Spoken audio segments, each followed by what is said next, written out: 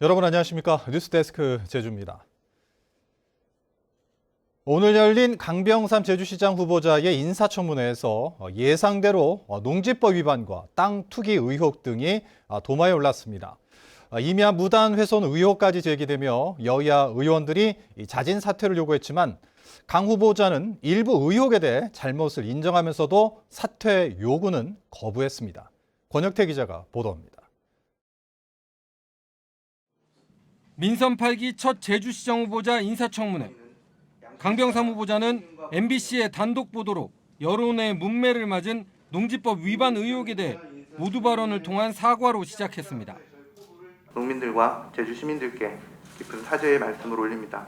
하지만 강 후보자의 사과에도 의원들은 여야 가릴 것 없이 농지법 위반과 땅 투기 의혹에 대해 집중 질의를 이어갔습니다.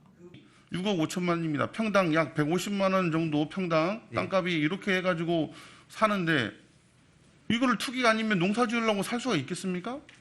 26억이 1년이면 이자 4%만 잡아도 1억입니다. 예, 맞습니다. 그렇죠? 예.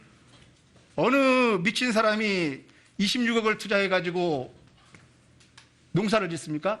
재산 증식의 목적이 없다고 그렇게 단언해서 말씀드릴 수는 없겠습니다. 강 후보자가 소유한 임야의 무단 훼손 의혹도 제기됐습니다. 지금 임야 훼손된 거 보이십니까? 예, 보입니다. 본인 소유 맞죠? 예, 맞습니다. 여기에 보면 이제 컨테이너 건물이 있는데 바닥에는 완전히 콘크리트 타설 해놨습니다. 이에 대해 강병삼 후보자는 자신이 한 행위가 아니라며 의혹을 부인했습니다. 왼쪽 편에 집이 한 채 있는데요. 누가 한 겁니다. 그 집주인이 한 거라서 제가 이거는 철거해달라는 요청을 여러 차례 했었습니다. 후보자에 대한 여러 의혹에 시민단체들이 사퇴를 요구한 가운데 청문위원장도 시장으로서의 자질이 부족하다며 이례적으로 자진 사퇴를 요구했습니다. 모범이 돼야 되실 어떤 변호사분들이 같이 이렇게 하셨다는 것은 이건 도민들을 우롱하는 채석밖에 안 돼요. 후보자님, 제가 정확히 말씀드리겠는데 지금이라도 사퇴할 의사는 없습니까? 하지만 강 후보자는 사퇴 요구를 거부했습니다. 지금 시점에서 사퇴를 하는 건 오히려 더 무책임한 결정이 아닐까 하는 생각도 있습니다.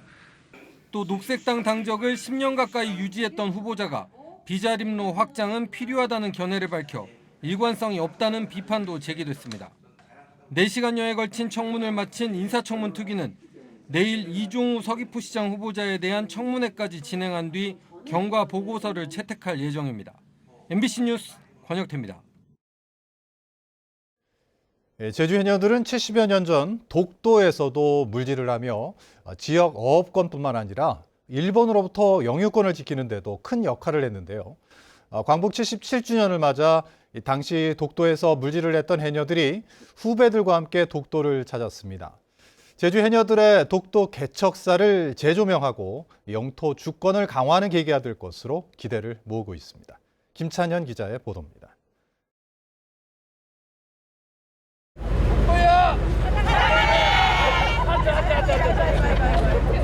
70년 전 동해의 거친 파도에 맞서 물질을 했던 제주 해녀들이 8손을 넘겨 다시 독도를 찾았습니다. 후배 해녀들과 함께 태왁 장단에 맞춰 물질 노래를 부르며 감회에 젖었습니다. 저 천여도 완한 지는 한 몇십 년 되고 그때는 19살 때 완하나. 그런데 후에 이제 여기 한 30살까지는 왔다 갔다 하면 살았는데 오늘 두 번째 오고. 저는 이제 오늘이 마지막이지 이제. 독도를 방문한 제주 해녀들은 70년 전 물질을 했던 4명을 포함해 모두 30여 명. 후배 해녀들도 열악한 환경에서 고군분투했던 선배들의 발자취를 되짚었습니다. 선배님들 덕분에 오기도 했지만 와보니까 너무 가슴이 벅차고 어쨌든 감사하게 생각하고 있습니다. 일제강점기 부당한 착취를 피하기 위해 육지로 나가 물질을 냈던 제주 해녀들. 독도에서도 어민들과 함께 물질을 하며 수시로 순시선을 보내는 일본에 맞서 영유권을 지키는 데도 큰 역할을 했습니다. 제주 해녀의 강인한 정신을 대한민국 곳곳에 그리고 일본에게까지 알릴 수 있는 훌륭한 계기였다고 생각합니다. 제주도와 경상북도는 오랜 세월 독도 바다에서 생업을 이은 제주 해녀들이 우리 땅 독도의 산 증인인 만큼 이들의 독도 개척사를 재조명해 영토 주권 강화 자료로 활용할 계획입니다. MBC 뉴스 김찬년입니다. 섬 속의 섬 우도의 면적이 서울 여의도의 2배 정도 되는데요. 그런데 우도에 해마다 100만 명이 넘는 관광객이 찾으면서 이 쓰레기도 급증하며 이 몸살을 앓고 있는데요. 이를 위해 일회용 플라스틱 컵이 없는 이 청정 우도를 만들기 위한 프로젝트가 지역 단위에서는 처음으로 시작됐습니다. 김항섭 기자의 보도입니다. 제주시 우도면 해안도로에 위치한 한 카페입니다. 투명한 일회용 플라스틱 컵 대신 여러 번 사용할 수 있는 다회용 컵에 음료가 담겨져 나옵니다. 다회용 컵은 1,000원의 보증금을 내고 사용할 수 있는데 카페에 설치된 반납기에 넣으면 보증금을 돌려받을 수 있습니다. 아이들과 우도에 관광을 하러 왔는데 날씨도 좋고 해서 너무 좋았고, 그리고 특별히 이 쓰레기를 줄이고 재활용도 할 수 있는 반환된 다회용 컵은 세척해 다시 사용되는데 식당과 카페 9곳이 시범 참여했습니다.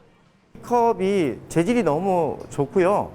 그리고 일회용 컵보다 훨씬 더 이렇게 예쁘고 여러 번 쓰기 때문에 어떤 그런 비용 절감.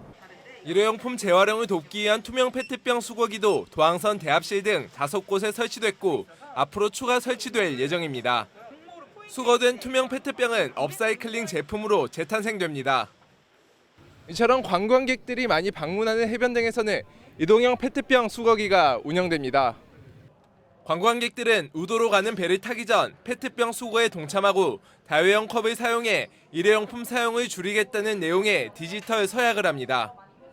관광지 우도의 쓰레기 발생량을 최대한 줄여나가서 우도 주민들의 삶의 질을 높여나가도록 하겠습니다. 우도를 롤 모델로 해서 제주뿐만 아니라 전국적으로 확대되도록. 여름 휴가철 성수기면 하루 5톤이 넘는 쓰레기가 발생하면서 자체 처리하지 못한 쓰레기를 제주도 본섬으로 반출해 처리하고 있는 우도. 플라스틱과 일회용 컵 사용 제로를 위한 이번 프로젝트가 성과를 거둘 수 있을지 관심이 쏠리고 있습니다. MBC 뉴스 김항섭입니다. 제주에서는 어제 코로나19 확진자 2,357명이 발생했고 오늘은 오후 5시까지 1,623명이 확진 판정을 받았습니다. 누적 확진자는 30만 2,700여 명으로 늘었고 80대 확진자 1명이 숨져 누적 사망자는 200명으로 늘었습니다. 한편 서귀포시 롯데 스카이힐 골프장에서 열린 아시안 프로골프 투어 출전 선수 5명이 코로나19에 확진돼 기권하기도 했습니다. 신규 광역 폐기물 소각시설 입지 선정을 위한 1차 조사에서 서귀포시 안덕면 상천리가 최고 점수를 받았습니다. 제주도는 최근 입지선정위원회가 후보마을 3곳에 대한 1차 타당성 조사를 실시한 결과 100점 만점에 안덕면 상천리가 89.1점, 중문동 85.5점, 상해 2동이 81.5점으로 평가됐다고 밝혔습니다. 전국 최초로 마을 대상 공모로 진행되는 이번 입지 선정은 주민 의견 등을 종합 심의해 다음 달 21일에 최종 후보지를 발표할 예정입니다. 오늘 오후 1시 반쯤 서귀포시 법한동 앞바다에서 물놀이를 하던 60대 여성이 보이지 않는다는 신고가 해경에 접수됐습니다. 이 여성은 오후 2시쯤 육상에서 30m 떨어진 해상에서 발견됐고 119 구급대가 심폐소생술을 하면서 병원으로 이송했지만 숨졌습니다. 제주지방법원 제2민사부는 지난해 제주에서 중학생을 살해한 백광석과 김신함을 상대로 유족들이 청구한 손해배상 소송에서 피고인들이 함께 3억 5천만 원을 배상하라고 판결했습니다. 백광석과 김신함은 재판 과정에서 자신이 직접 살해하지 않았다며 서로 책임을 떠넘겼지만 지난달 대법원에서 살인죄로 징역 30년과 27년형이 확정돼 복역 중입니다. 23년 만에 유죄가 선고된 이승용 변호사 피살 사건 피고인이 상고했습니다. 제주지방법원에 따르면 피고인 56살 김모 씨는 항소심 판결에 불복해 법원에 상고장을 제출했습니다. 항소심 재판부는 살인과 협박 혐의로 기소된 김 씨에 대해 살인 혐의를 무죄로 판단한 1심 판결을 깨고 징역 12년을 선고했는데 김 씨가 상고하면서 대법원 판단까지 받게 됐습니다. 뉴스데스크 제주를 마칩니다. 시청해주신 여러분 고맙습니다.